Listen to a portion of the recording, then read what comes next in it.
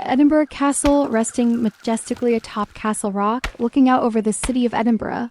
The castle has stood here since the 12th century, watching over the people of Scotland for all these years.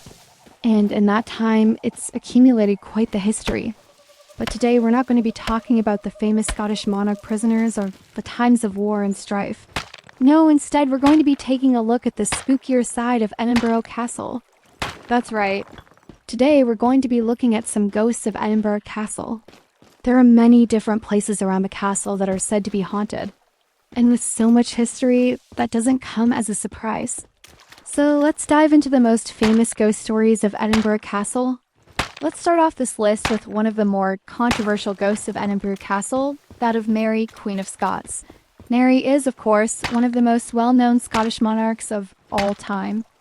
She was born in 1542 and came to rule over Scotland when she was just 6 days old. As her father, King James V, died just a few weeks after her birth. Mary spent most of her early life abroad, but eventually returned to Scotland in 1561 to take her throne. Sadly, though, her return wasn't very celebrated, as she was soon involved in a plot to kill her own husband, Lord Darnley, which ended up backfiring and leading to the murder of her secretary, David Rizzio. After this, she escaped to Edinburgh Castle for safety, where she gave birth to her son, James, who would go on to become King James VI. While staying in the castle, she also married her former half-brother, the Earl of Bothwell, much to the anger of the rest of the Scottish nobility.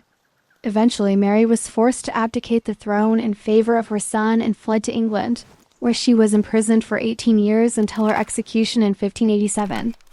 Many historians debate whether or not Mary was actually involved in her husband's murder, with some claiming that she was innocent and was merely a pawn in the game of English and French politics, while others claim that she was indeed guilty and had a pretty good motive for wanting her husband dead. Either way, she definitely had a turbulent stay in Scotland and a pretty rough end to her life. Legend says that before her execution, she was visited by 4 women dressed in black, who told her that within a year she would join them in death. Some say that the 4 women were angels sent to warn her of her fate, while others say they were the 4 witches who had been hanged just weeks prior and were warning her that her time was coming up next. Whatever the case may be, Mary was executed the following year and never saw her son again. Her ghost is said to haunt Edinburgh Castle to this day, along with the other rooms of the castle where she stayed during her time there. Sometimes visitors have reported hearing the sound of women's voices echoing through the halls, or the sound of Mary's own voice crying out in fear. There have also been reports of Mary's ghost appearing at the top of the staircase leading up to the castle, as well as sightings of her in the gardens of the castle. One particularly eerie sighting was reported by a former employee of the castle. He claimed that one night he was working late and saw what he thought was a dog running through the castle corridors.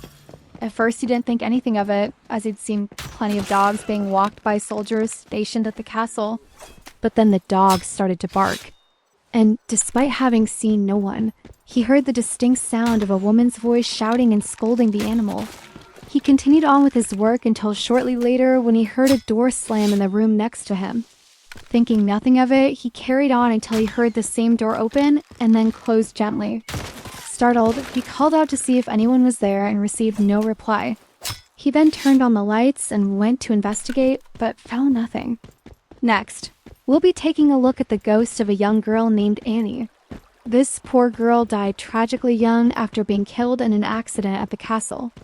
According to legend, while playing near the top of the castle, she fell from the ramparts and plummeted 120 feet to her death.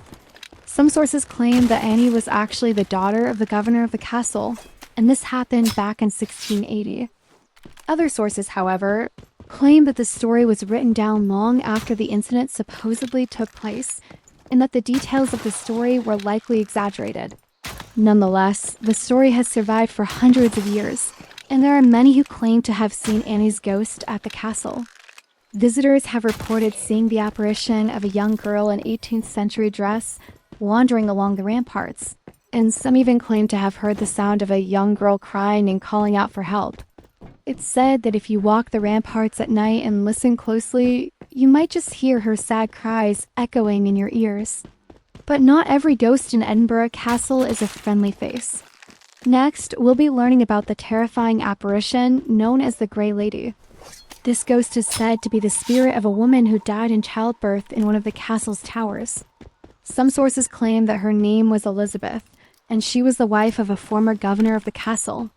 She was supposedly a very kind woman who did her best to help out the people of Edinburgh, and when she passed away, she was loved by everyone. However, other sources claim that her name was Margaret, and that she was the daughter of a former prisoner held in the castle. According to these accounts, Margaret was a cruel and bitter person who hated the castle and everyone in it. When she died, she vowed to stay in the castle as a ghost and scare away any visitors that came through the doors. Nowadays, people who visit the castle claim to hear the sound of a woman screaming in pain, and some even report seeing the ghastly figure of the Grey Lady standing at the top of the stairs leading up to the castle. Those who have seen her say that she is always wearing a long, flowing gray gown and seems to be in a great deal of distress. Some believe that she is the spirit of Elizabeth, who is still in great pain from giving birth, while others believe she is the ghost of Margaret, carrying out her vow to scare away as many people as possible. Finally, we've saved one of the creepiest stories of Edinburgh Castle for last with the tale of the Phantom Piper. Legend says that back in 1903, the castle was being renovated and workers were busy restoring the floor of one of the rooms inside. While working, they uncovered a mummified cat and decided to throw it in the nearby river.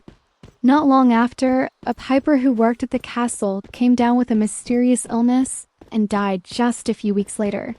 Soon after, another cat was discovered in the same room, and after being disturbed, yet another piper died under mysterious circumstances. People began to get scared, and it was decided that the cats needed to be reburied. However, when the room was searched for the cat's remains, they could not be found.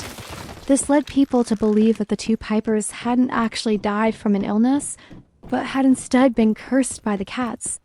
Soon after, strange sounds began to be heard throughout the castle, and people began to claim that they'd seen the apparition of a piper walking through the castle halls, always followed by the sound of distant bagpipes.